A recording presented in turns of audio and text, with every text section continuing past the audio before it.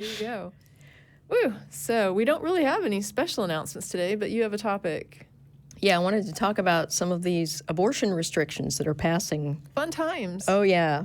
Yeah, very fun times that you and I are not autonomous human beings, No. apparently. Yeah. No, the three states I wanted to talk about briefly. Georgia. It's a fetal heartbeat law that just passed, which basically means that abortion's only legal up to about 6 weeks. So about the time a woman finds out she's pregnant, she can no longer have an abortion. There are exceptions in the Georgia law for cases of rape or incest, but only if the victim has filed an official police report, which is problematic because a lot of rapes are never reported for lots of reasons. In the Georgia law, abortion is punishable by up to 10 years in prison, but it's unclear who'd be charged, whether it be the woman, the doctor, or both. So that's actually... It's surreal. It is. That is, as some people have pointed out, the punishment for having an abortion after being raped in these states is actually more than a rapist would get, assuming you could get a conviction for it. In Alabama, the 6-week abortion ban kicks in. So it's basically you can get an abortion up to 6 weeks or up until the point you find out you're pregnant. So Yeah, that was just bizarre, but yeah. yes, and that is literally what the guy said. And it was a man saying this, that a woman can, of course, have any procedure she wants up until she knows she's pregnant. Yeah. Pro tip, dude, women don't go around having preemptive abortions. You know, there's no such thing. There are no exceptions for rape or incest. And in Alabama, this is a Class A felony. It's punishable by up to 99 years in prison for the doctor. Yeah. So, And I just want to say, like, I heard somebody trying to say that it was being spun as, oh, he's talking about things like Plan B. But I just want to, go look at the clip yourself because it's my recollection of it is exactly what you said, that he's just like, no, none of these, none of the abortion options are being withheld from women right. up until the time they know they're pregnant. Mm-hmm. And I'm just, it didn't sound to me like he was talking about a single option or, you know what I mean? It was like, oh, we're not stopping women from doing anything on the abortion front up until they know they're pregnant. It's like, I don't know what that means. Yeah. I know what it means, but it makes no sense. So, yeah, it's really bizarre. And like I said, no exceptions for rape or incest. So basically, as soon as you know you're pregnant, you can no longer have an abortion in Alabama. And as many people have pointed out, this up to 99 years in prison, that's far more than a rapist would get for raping and impregnating a woman. yeah. So it's basically open season on women. Missouri just passed an 8-week abortion ban, which has provisions because it's going to get challenged. And so they've got a heartbeat rule in there. So just for people that are confused about this, what's being called a heartbeat is actually electrical activity from a primitive structure that will become a heart at some point. It's not an actual beating heart, okay? It is detectable electrical activity. But people have this idea that it's this teeny tiny little baby in there, with all its fingers and toes and stuff like that. And that's what people are getting emotionally connected to. That's not what a fetus looks like at 6 weeks. It's... Yeah, it's just. But the other thing is, I remember seeing one of the legislators saying, like, and this is how we gauge, like protecting life and whatnot. And I was like, no, it's not. It's brain activity. Yeah. And they don't just check for a heartbeat, Mm-hmm. right? If you have like some kind of autonomic nervous system stuff going on, but there's not brain activity in other right. parts of your brain where you're going to come back and actually, ever be aware. Right. Generally, they're just like, hey, this person is gone. Yeah. And this whole fetal pain thing, there's actually no evidence that a fetus feels pain until, I think the earliest point at which those structures even exist that could transmit pain signals are like 28 weeks. Some people say 30 or even 32 weeks is the earliest. So, But I saw somebody stand up on a town hall. It was like a Pennsylvania town hall, and she was just like, I want to, deal with this with facts. And she said, the heartbeat is at X weeks, and the feels pain at X weeks, and it's, human. And I just thought, okay, this guy over here is a human being. He's got a heartbeat. He feels pain. Can he use your body without your consent? Right. Is that cool? yeah. It's just weird. It's like, yeah, they're facts, but maybe use relevant facts. Well, and that actually brings up something I wanted to talk about, because there's actually relevant case law in this. This is a case from 1978. It actually went to court, okay? So in this case, a guy named Robert McFall, who's 39 years old, was diagnosed with a rare form of blood cancer called aplastic anemia. And in order to survive, he needed a bone marrow transplant. And so he went to his siblings. They tested all his siblings. None of them were a match. They finally tested a cousin, a guy named David Shemp, who was, in fact, a match. It was a very good match. And anyway, after going through the testing and determining that Shemp was a match, they said, hey, let's schedule this bone marrow transplant because your cousin, Robert McFall, is going to die if he doesn't get this. With the transplant, he would have a 50 to 60% chance of surviving, okay? Shemp said, you know what? I don't want to do it. And the reason he said he didn't want to do it is because he had a dream in which he dreamed that he wouldn't ever come out of the bone marrow donation procedure if he went through with it. And he was married and had kids, and he didn't want to die.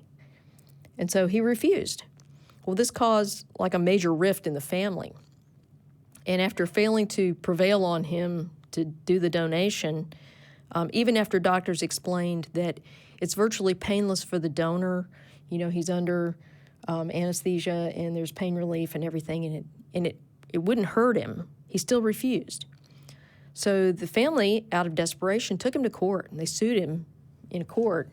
And the judge came back and said, I find his position morally indefensible, but you can't compel the guy to donate, part of his body to sustain another person's life, even if they're going to die without it.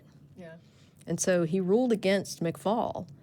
And that ruling came down on, I think, like late July. And McFall died August 10th of that year.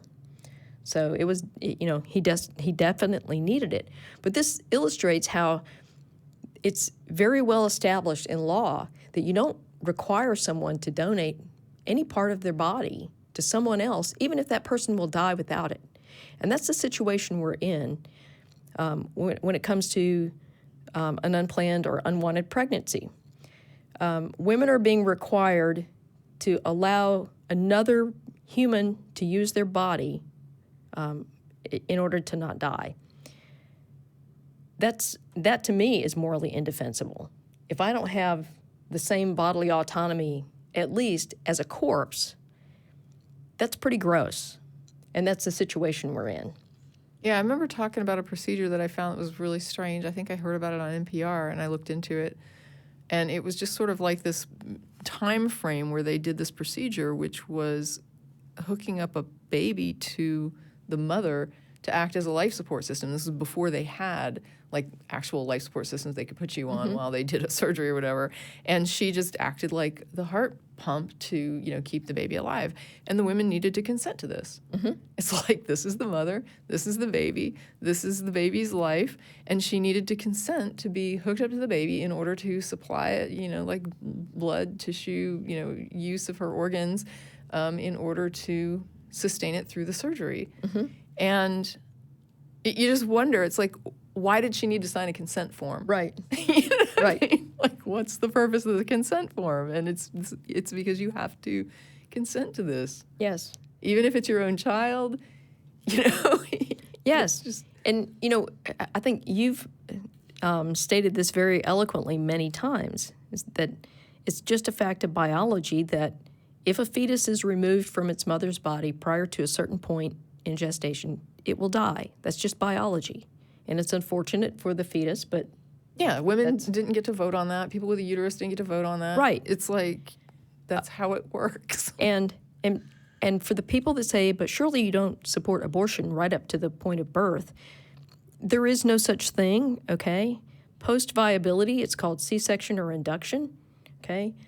And the times when you get to make that choice, or, when you have to make that choice in late term, it's not something that women are doing on a whim that, oh, God, I just forgot to get that abortion. Let me go in and get this late-term procedure that, by the way, involves delivering a stillborn child, okay? Because that's how you get the baby out of your body at that point in gestation. So, none of this stuff is something that women do on a whim. Are there some people that are irresponsible? Of course. But restricting abortion access is not the way to make people more responsible. And if somebody's that irresponsible, do you actually want them to raise a child? Come on. It's an interesting, one of the interesting subtext is that by promoting that women can't make responsible decisions about their own bodies, what you're actually promoting is that women in no way would be responsible to trust with seats of government. Yeah. Right? It's like this is a way to undermine women's competency like all the way around. It goes beyond just reproductive choices. If I can't even make healthcare decisions about myself, if I have to be told what to do with my body because I'm just, I can't figure it out, whether or not I should have a medical procedure. What does that say about as a society, how does that undermine people's confidence in women and their competency? Yeah. Well, and another thing I would point out that's a little bit more ominous, but it's this. If the state can tell you that you can't have an abortion, that same state can tell you that you must have an abortion. If they can control that aspect of your life, then they have control over the whole thing. It's always weird how that works, right? So somebody was talking about, they had somebody, I guess, that was on social media that was arguing about whoever's the biological, sperm donor for this, new human being, that they should have some say in whether or not, like, the pregnancy goes forward or not, right? Mm-hmm.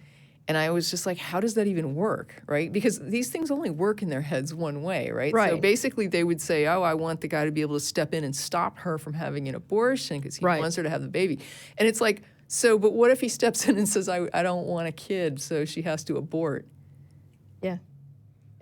You're not really, you can't give somebody, that's not giving somebody a say in it, that's giving them control of it. Right. Right? Exactly. You can't. Well, and there was one guy, and I can't remember which state he was from, but he basically said that quiet part out loud, where he basically said, yeah, the woman's just the host. She actually needs the man's permission to do whatever she wants to do. I'm sure there's some folks like, that feel that way.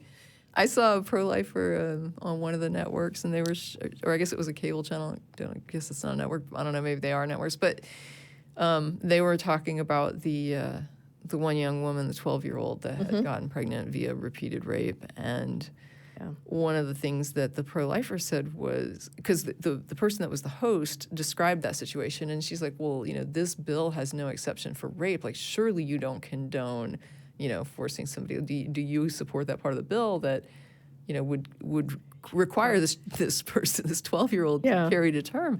And the guy said, well, you're talking about an innocent child there in the womb. Yeah. And I just it floored me. Yeah. Because I thought he's talking about this child, and of course there should be, but no. Yeah. No, she's, so the person doing the interview did call that out and say, the 12-year-old is an innocent child too. Yeah. And it's just like, well, yeah, let's hand wave that. But it's just something else. I don't know. Well, and I guess I'd like to... At least he's consistent, right? Yeah. But I'd like to wrap this segment up by pointing out that some of the people that voted against the Alabama bill introduced legislation that would require the state to pay for the medical expenses of any child that the state forced a woman to have under this law, pay for all of the health care and medical expenses of any child born under this law Yeah. until the child was at least 3 years old. And that was voted down like 23 to 8 or something like that. Yeah, it's not about concern for Yeah. the life of a child. Yeah, Not so at all. they absolutely do not care It's about the about child. punishment, man. Yeah. And that's what it is. All of it is geared toward making sure that you do have accidents and that you are supremely punished for them. Well, yeah, because if you wanted to reduce the number of unplanned pregnancies and therefore reduce the need for abortion, you would do what Colorado did, which is make long-term birth control free and easily accessible to, Yeah. especially to teenage women, but to any woman who needed it. It's just a don't have sex, and if you do have sex, you need to pay for it. Yeah. And of course, now they're making a child into a punishment that Right. a woman has imposed on Oh, her it's a little for having blessing. sex. It's a little Yes. blessing. It's a blessing, but it's a punishment. Yeah, and with that,